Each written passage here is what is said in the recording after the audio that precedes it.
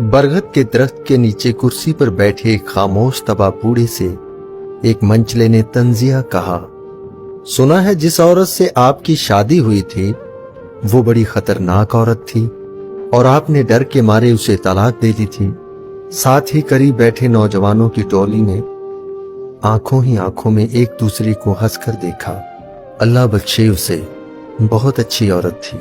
बिना नाराज हुए, बगैर गुस्सा किए बाबा जी की तरफ से एक मुतमिन जवाब आया।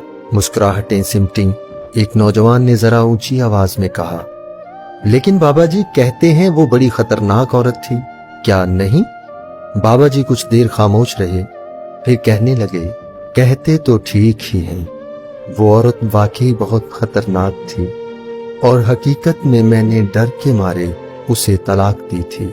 ये बात तो मर्दानगी के खिलाफ है, औरत से डरना कहाँ की बहादुरी है।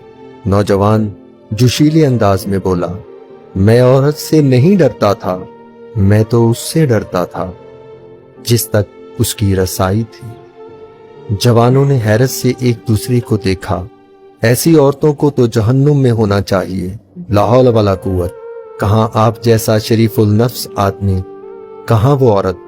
अच्छा किया छोड़ दिया। नौजवान के लहजे में गुस्सा था। बूढ़े की मुतजस्सिस जिंदगी का पटारा खुलकर सामने आ गया था।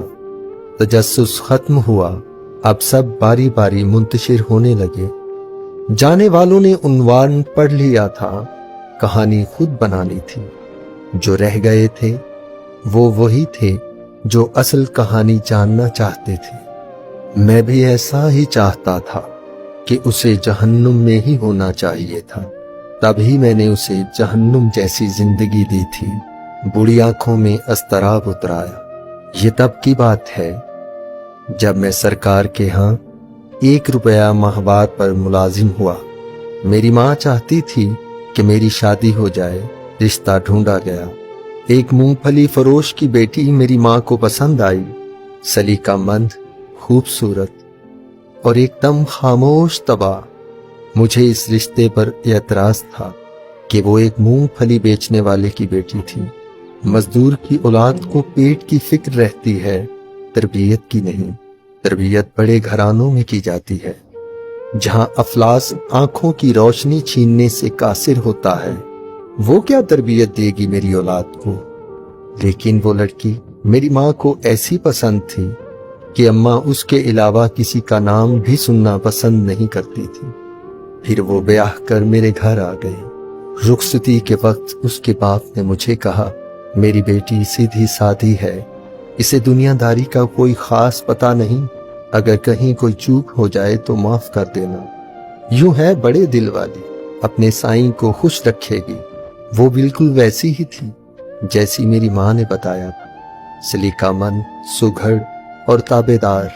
बाबा जी की वही घिसी पिटी बाबों वाली दास्तान होगी। ये सोचकर 2 नौजवान उठकर चले गए।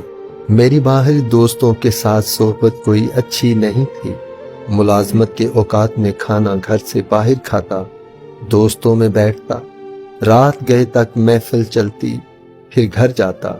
वो क्या खाती थी, क्या पीती थी, किस